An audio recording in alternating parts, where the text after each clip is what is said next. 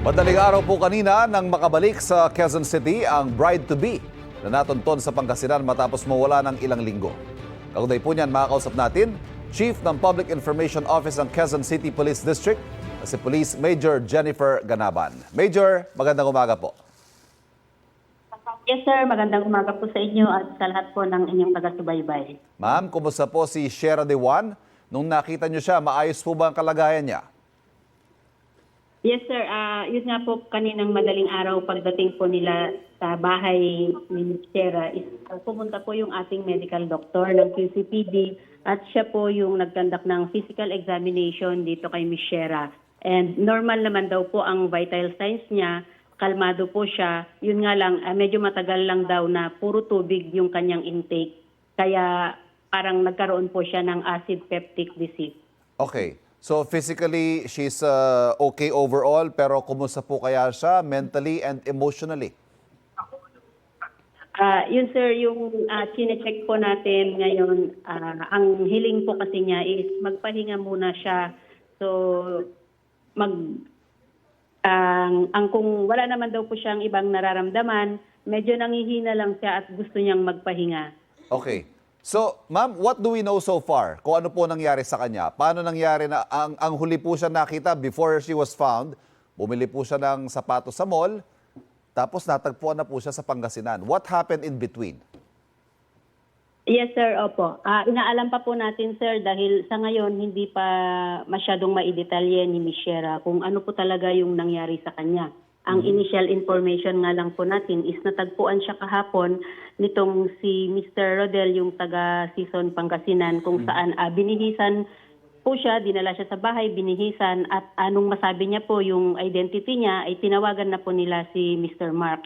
So patuloy pa rin po yung investigation natin sa ngayon para alamin po talaga kung ano ba ang nangyari kay Ms. Shera, kung voluntary pa talaga siya na nakapunta doon or merong kumuha sa kanya. Yun po yung inaalam natin sa ngayon. Pwede ho bang malaman ano yung kondisyon niya nung siya'y natagpuan?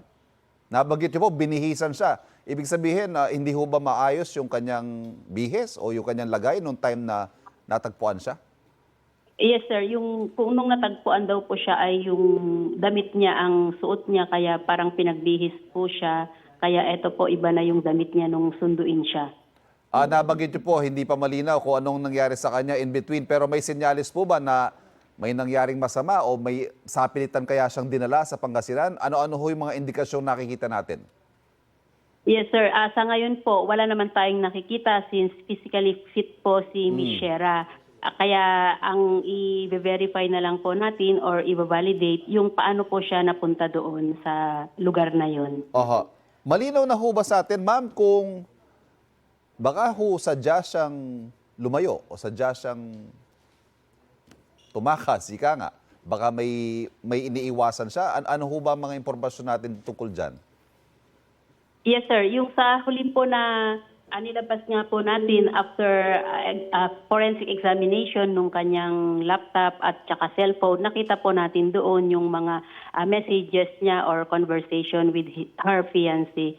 And yun yung naano natin na parang nakapag-conclude tayo na meron lang siyang iniisip or magulo yung isipan niya. Kaya baka lumayo at nasa mabuti naman siyang kalagayan. Yun po yung last na nabanggit natin prior dito sa natagpuan natin siya. And ngayon nga po, for confirmation ito, once na makausap na po natin si Ms. Shera, pag nakapagpahinga na po siya, mag-update po tayo sir kung ano po talaga yung nangyari sa kanya. Okay, so sa alam po natin, up to this point, meron ho bang naganap na krimen dito? Sa ngayon sir, dahil wala pa naman pong tayong nakukuhang ibang evidence na nagkaroon nga po ng crime, hindi pa po natin masasabi. Pero once po na ma-confirm natin kung sapilitan ba or hindi yung pagkakapunta niya doon, doon po tayo sir mag-conclude or maglalabas po ulit ng update. Tapos at one point, naging person of interest po yung kanyang fiancé. Ganun pa rin po ba? Yes sir, nabanggit din po natin yan na naging person of interest siya dahil siya po yung nakapagbigay po sa atin ng mahahalagang information na nakatulong dito sa investigation natin. Sa ngayon po wala namang evidence na nagpapakita na siya nga po yung may gawa, kaya hindi po natin siya maituturing na suspect.